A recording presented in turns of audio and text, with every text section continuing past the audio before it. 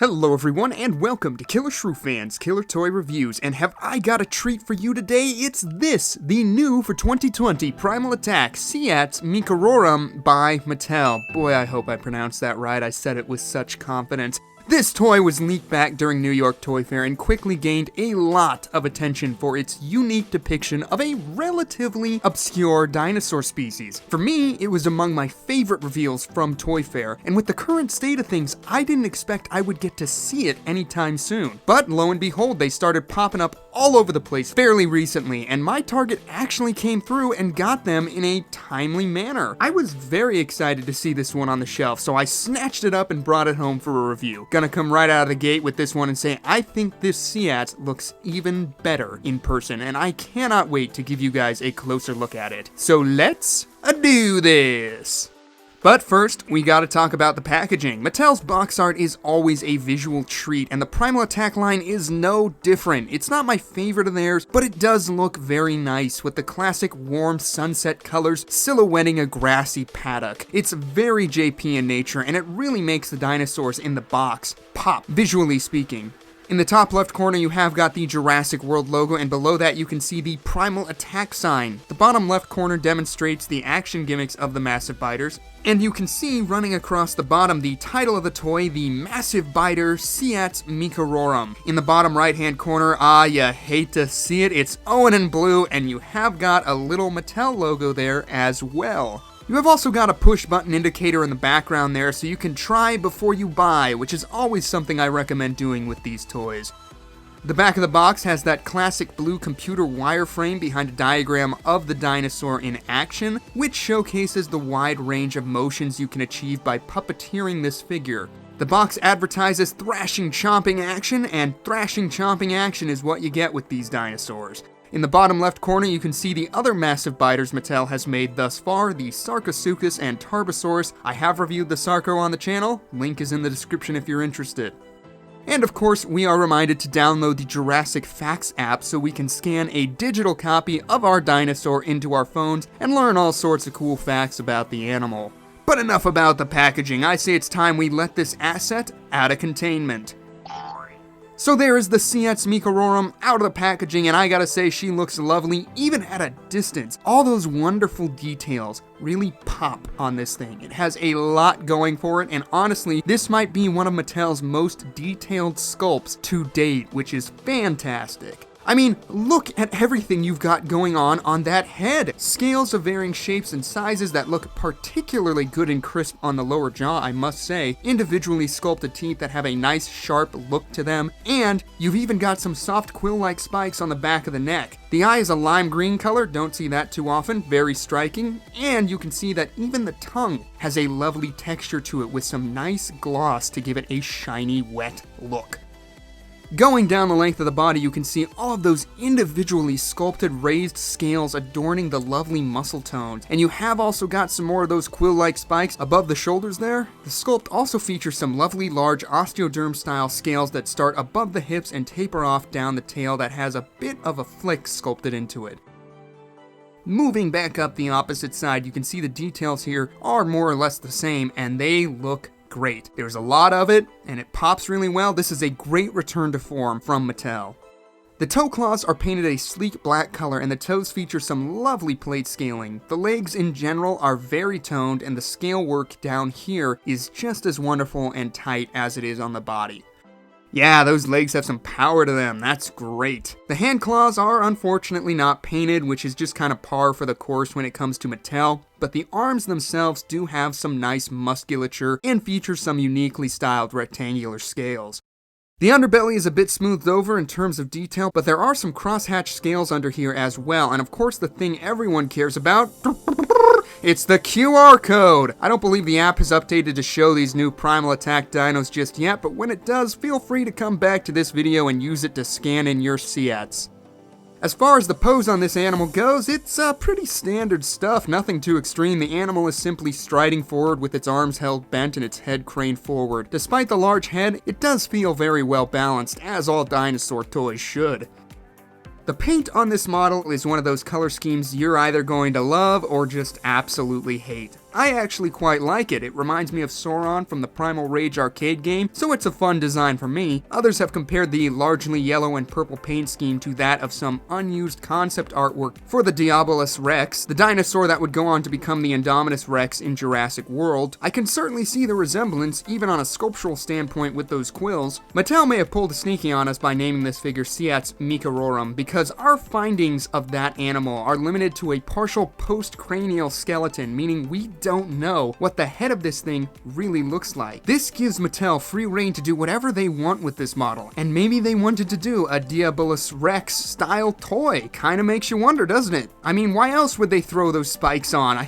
It looks a bit too uncanny for it to be a coincidence, if you ask me. I will say, as far as the paint scheme goes, the only real drawback is the gray on the legs and tail. It feels like a bit of a misstep. It clashes with the yellow and distracts from the overall appeal of the model. I think a nice cream color, or even just more purple, would have been a better choice. Glass half full, at least the striping goes a good distance down the tail, so there's that. The proportions on this thing are kind of not great. The head is quite large, even with the mouth shut, and the tail is very short and thin. The feet are on the larger side, but I forgive that fact for balance purposes. It's really just the massive head that's throwing me off. I can even forgive the tail on this one, but the head is just enormous. It doesn't kill the overall look for me, but I do think it's something that could have been handled a bit better.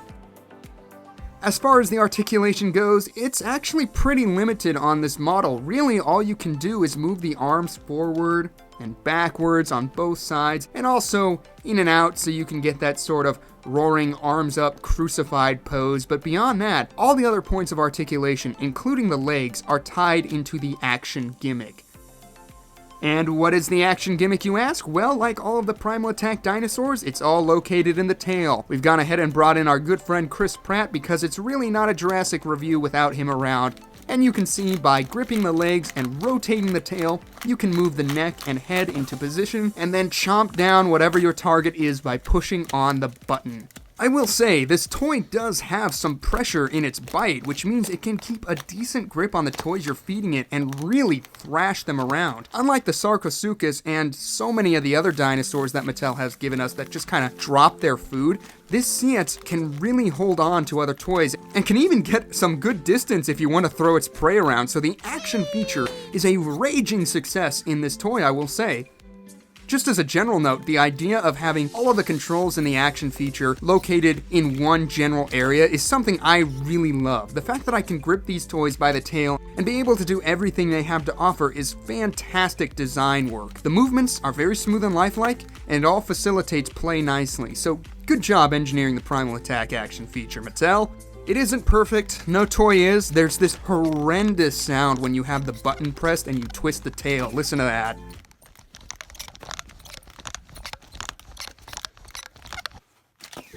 Oh god, it sounds like cracking knuckles, and it makes me cringe every time I hear it. I have no idea what causes it, or if it's just mine. Like I said, it only happens when the jaw is shut, but it's something that it's really hard to listen to. The toy as a whole feels better made than the Sarcosuchus and the previously reviewed Control and Conquer Carnotaurus. It doesn't rattle all that much, and it is much less squeaky than the Sarco, which has the same action features, so that is something good. As far as the overall size of this model goes, you're looking at it right around 14 inches long, or about 35.5 centimeters, and from the base to the back of the neck, it stands in at just under 6 3/4 inches off the ground, or about 16.5 centimeters. For a size comparison, I went ahead and brought in a fellow massive biter, the aforementioned Sarcosuchus, and I think this Siats tops the Sarco in every way. The build quality on mine is better, the detail is better, the paint is much more appealing and eye-catching. It's just an all-around better showcase of what Mattel can do. I couldn't find my Tarbosaurus. I think that one might have wound up in storage, which I don't know why I would stow that one away but keep the Sarco out. But yeah, I'm still confident in saying this Siats is the best massive biter of the three. Next up, we have the recently reviewed Soundstrike Edmontosaurus, and wow, seeing these two side by side really showcases how detailed this Siats is. I made a comment in my review that the Edmontosaurus seemed a bit bare in terms of fine detail. I kind of brushed it off at the time, but yeah, now that I can see these two side by side, it really shows you just how simplistic the sculpt work is on the Edmontosaurus, and by contrast, how well done the detail is on the Siats. It's very impressive, especially for a species Mattel did not have any screen reference for. Next up, I went ahead and brought in the Action Attack Carnotaurus, mostly because the Action Attack is at the same price point as the Massive Biters. As such, they are pretty equal in size, and in terms of quality, I will say they are pretty close. And speaking of Carnotaurus, here is the Siats next to Toro from the upcoming Camp Cretaceous series. I actually took an inbox look at this figure just the other day, link will be in the description below, but hopefully this is useful if you're wondering about the size to expect from either or. And of course, I had to compare it to a T-Rex model, so here it is next to the Thrash and Throw. After seeing some videos and pictures of the new epic roaring Tyrannosaurus Rex, I decided I did not want to buy that figure at retail price. The Target I was at supposedly had them in stock, but I didn't even ask if they were in the back or anything because I wasn't planning to buy that figure until its price is affected by a sale in some way. There's just too many Rexes out and I'm not getting into it right now, but until then, the Thrash and Throw will remain the gold standard of the model that represents the Jurassic World T-Rex for size comparison purposes in my videos. As always, the Siats is dwarfed by the Rex, but even here, you can see just how detailed this Siats is in comparison to some of Mattel's other higher-end figures. It's very impressive. And finally, a comparison I feel is necessary. Here is the Siats next to the Battle at Big Rock Dual Attack Allosaurus. When the Siats was revealed, a lot of people gave it grief for having a paint scheme that was too similar to the Allosaurus. It never bothered me, it seemed different enough and still does now that I've seen these two together. That being said, I can understand the complaint. Both toys do have a warmer base coloration with dark, cool markings, but I still feel the Siats is different enough to warrant the design. I mean, Mattel have given us a lot of yellow dinosaur figures, so I don't think it's necessarily fair to leave some of those figures out of the conversation, but decry this paint scheme as unoriginal. I mean, like I said, I think the fact that it is reminiscent of both the Diabolus Rex and Sauron makes it a pretty cool paint scheme, in my opinion.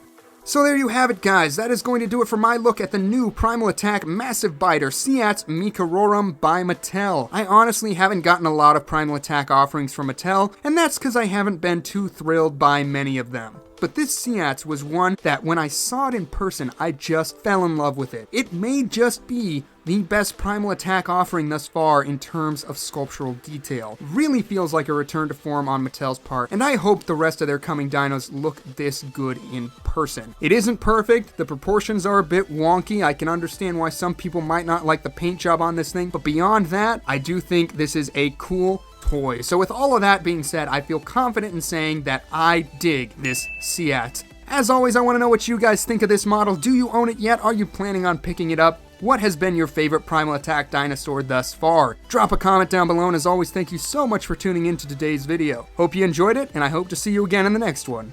Bye-bye.